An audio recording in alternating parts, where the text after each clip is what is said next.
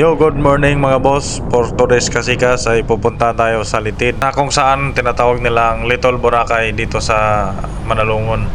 At kasama natin ang ating kapatid at ating mga pinsan nasa likod. Kasunod sila. At syempre si Mrs. na ayaw magpaiwan. At ayun, samahan nyo kami. Pew!